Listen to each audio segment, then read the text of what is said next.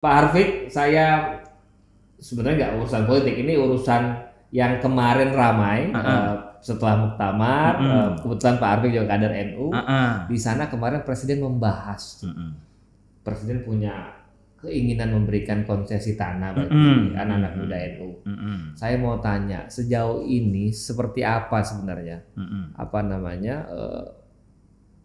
NU ini membangun pertanian? Waduh, itu sih gini ya, karena NU utamanya ini kan memang basis kita petani, peternak, pekebun ini memang di situ. Ya, terus tentu saja ini juga aku lebih banyak memberikan masalah karena aku tahu nih pertanyaan masyarakat yang sebenarnya aku paham juga. Kita ini plural. Terus culture kita ini luar biasa banyaknya budaya kita. Dari Aceh sampai Papua itu macam-macam. Aku usulkan ke Pak Presiden dalam mentreatment itu per daerah itu nggak usah diberlakukan sama. Seragam. Betul. Karena kebijakan di Aceh dengan Papua tentu beda. Betul. Contoh kanun, hukum kanun di Aceh itu menghambat kur. Oh gitu. Iya, karena jadi kan orang nggak mau akses kur, takut. Nggak mau bunga. Oh. Nah gitu. Kemarin aku kumpulkan karena kan sekarang perbankan itu dari bank-bank Himbara ada BRIS, ada Mandiri Syariah, ada BENIS, BNI Syariah. Dan Syariah ya di Aceh. Terus sekarang kan jadi BSI, Bank Syariah. Betul. Ya. Nah karena mereka teman-teman di BSI ini baru, artinya baru jadi satu, terus harus menyeragamkan visi misi, agak terlambat sedikit kemarin. Nah ini Pak Gubernur komplain ke aku, ini sayang banget nih Pak Wamen karena udah sosialisasi kita agak-agak terganggu juga karena di Aceh tuh kopinya apa segala macam luar biasa lah. Ya, paham. Nah akhirnya kemarin aku coba tengahi, aku panggil kawan-kawan di Rut BUMN Bank, ada Pak Royke di BNI, aku panggil, aku ajak rapat, gimana Pak penetrasinya nih sementara menunggu ini dulu nih, kasihan saya masa tahun ini liwat gitu kan. Betul. Nah akhirnya alhamdulillah ada jalan keluar tadi ya. Nah kalau soal warga NU tadi aku bilang ya karena memang basis NU itu banyak di petani ini, peternak, pekebun, terus juga pesantren. Betul. Ini banyak kok program-program pemerintah banyak juga yang dikasih banyak ke Iyalah, karena kan program-program ini gini loh.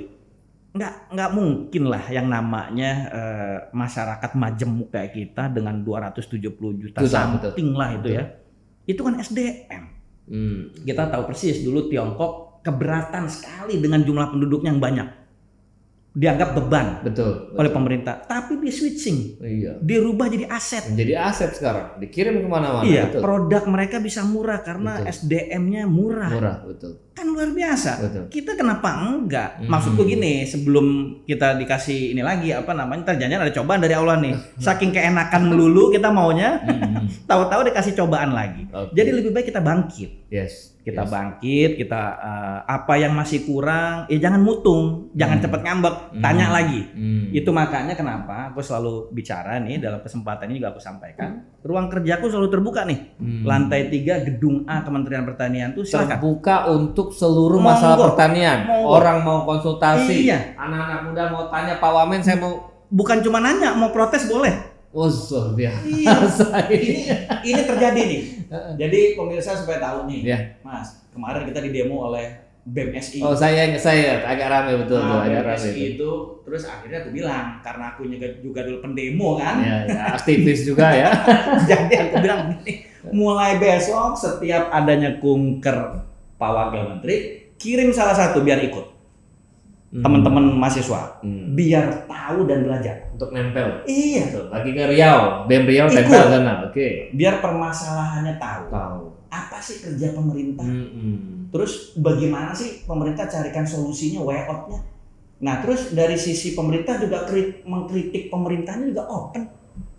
Aku terbuka banget kok karena buatku satu hal ya, aku nggak ada yang mau diumpet-umpetin. Persaingan tuh harus sehat karena sekarang udah worldwide. Setuju. Udah market oriented.